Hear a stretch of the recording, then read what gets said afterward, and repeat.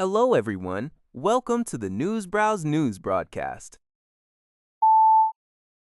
CBS News reports that Iranian authorities on Monday executed Irfan Shakhrizadeh, a 29-year-old postgraduate student from a prestigious Tehran university, on charges of espionage. He was convicted for allegedly collaborating with the CIA and Israel's Mossad intelligence service, according to the Iranian judiciary's Mizan online website.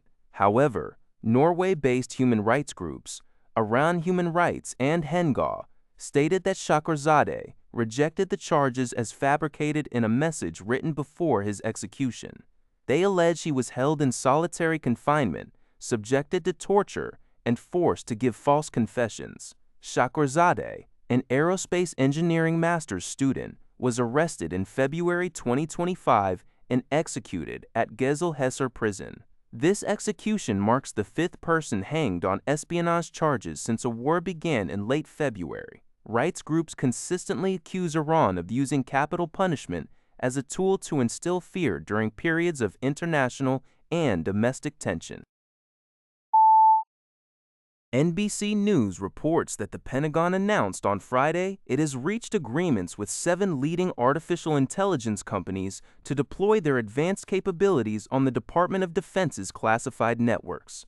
This move aims to diversify the range of AI providers working with the U.S. military. The list of integrated companies includes SpaceX, OpenAI, Google, NVIDIA, Reflection, Microsoft, and Amazon Web Services, many of which already have existing partnerships with the Pentagon. These companies' products will be accessible across the military's impact levels 6 and 7 network environments. Notably, the statement explicitly excludes Anthropic, an AI startup widely used across the Department of Defense. Anthropic has been in an ongoing dispute with the Pentagon regarding the guardrails for military use of its AI tools and was previously labeled a supply chain risk, leading to its exclusion from Pentagon and contractor use. Despite U.S. President Donald Trump's recent indication that Anthropic was shaping up in his administration's view, Defense Department CTO Emil Michael confirmed that Anthropic remains a supply chain risk, though its Mythos model is considered a separate national security moment. Google has also reportedly secured a deal to provide its AI models for classified work within the Pentagon. The Pentagon's main AI platform, GenAI Mill, has already been utilized by over 1.3 million personnel within 5 months of operation. Spain's Foreign Minister, José Manuel Albarrels, has called for the creation of a new European army, according to a report by the Daily Express. This intervention comes amid growing fears that Donald Trump might significantly reduce U.S. military commitments to NATO, potentially leaving the European continent exposed to aggression from Vladimir Putin.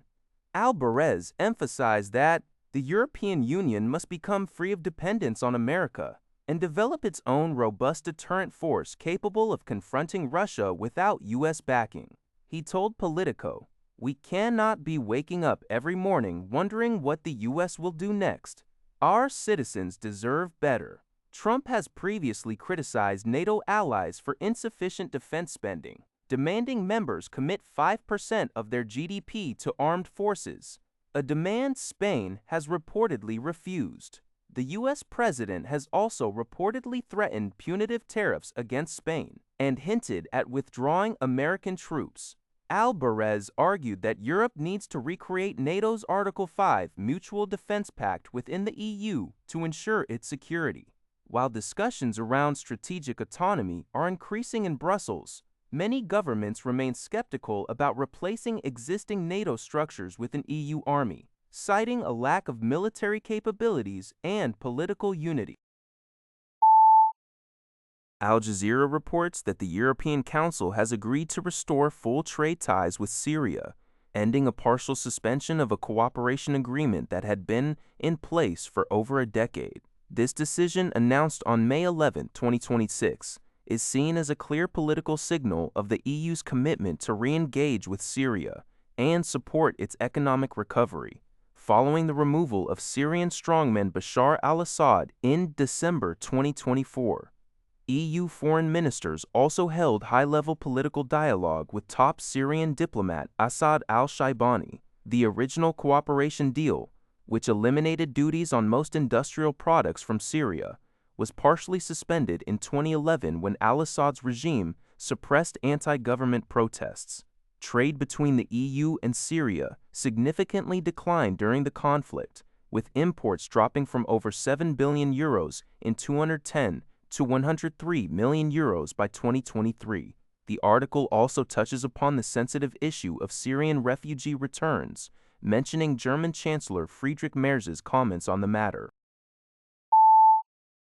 NHK reports that Iran's foreign ministry spokesperson, Esmail Baghaei, has pushed back against accusations by the United States that Tehran's demands to end the fighting are excessive. Speaking on Monday, Baghaei asserted that Iran's demands are legitimate, specifying them as an end to the war, including in Lebanon, the lifting of blockades, a halt to acts of maritime piracy, and the release of Iranian assets that he claimed were unjustly frozen in banks under U.S. pressure. He expressed Iran's regret that American parties continue to adhere to what he described as their one-sided views and their unreasonable demands.